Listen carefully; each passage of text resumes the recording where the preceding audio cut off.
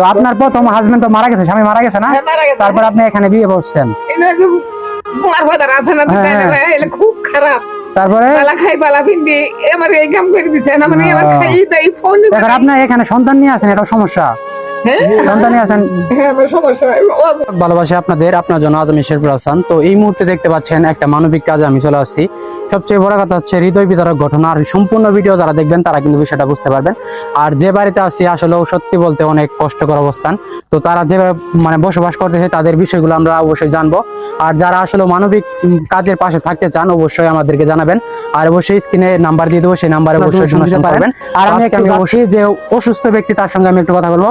আসসালামু আলাইকুম। আপনার মূলত কতদিন থেকে এই সমস্যা? এক বছর থেকে। আপনার মূলত কি করছেন? আপনি বসেন রাস্তায় কাজ করছেন, এতে কষ্ট কাজ করার পর তারপরে এই সমস্যা। তো আপনি দেশবাসীর জন্য কিছু বলার আছে আপনার? আমার বাড়ি ঘর নাই, কিছু নাই। আপনি যা করেন তাই। আপনি আমার চিনেন না, আপনি আগে কাজ করছেন না রফিক মাহাজনের ওই জামিনদার নাতি? তো আসলে ছোটবেলা দেখছি আপনাদেরকে, এখন চেহারা পাতে অন্যরকম হয়ে গেছে। তো যাই হোক,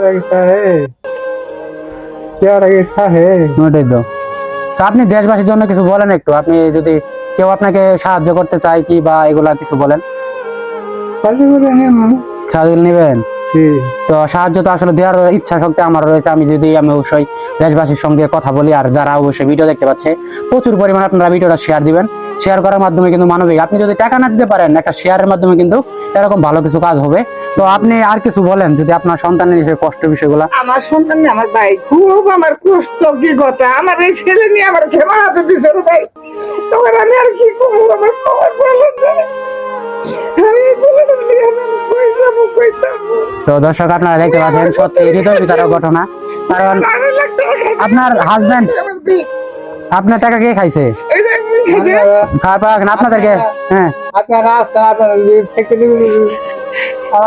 জায়গা আছে, ভোট তুলে দিয়ে পারেন। হ্যাঁ,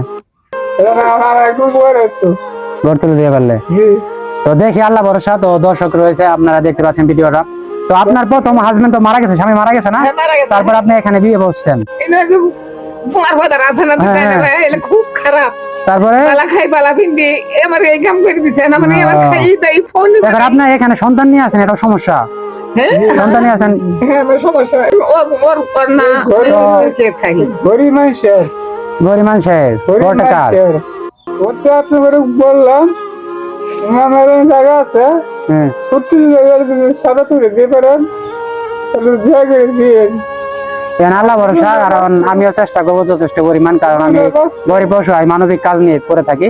আর সবচেয়ে বড় কথা আপনারা সম্পূর্ণ দেখলেন, এটা প্রমাণ সহকারে।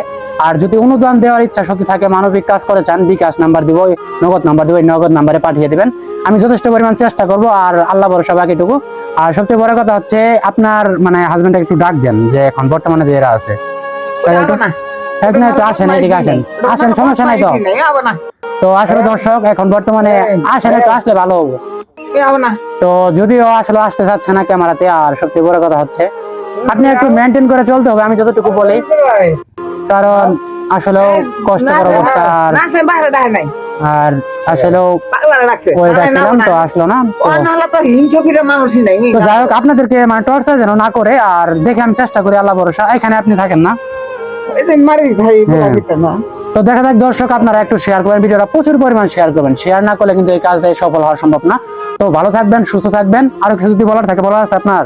বাবা আমার ভাই, আমার আর কিছুই বলার নাই। আমার দুঃখটা দেন ভাই, আমার হালাল ইনশাআল্লাহ আমিও চেষ্টা করবো। আপনি যদি কিছু বলেন যে ভিডিওটা শেয়ার বা মানুষের সাহায্য করার নাই, তো আপনারা শেয়ার করে সঙ্গে থাকবেন। তো ভালো থাকবেন, সুস্থ থাকবেন। হৃদয় বিদারক ঘটনাটা আপনার সঙ্গে শেয়ার করলাম।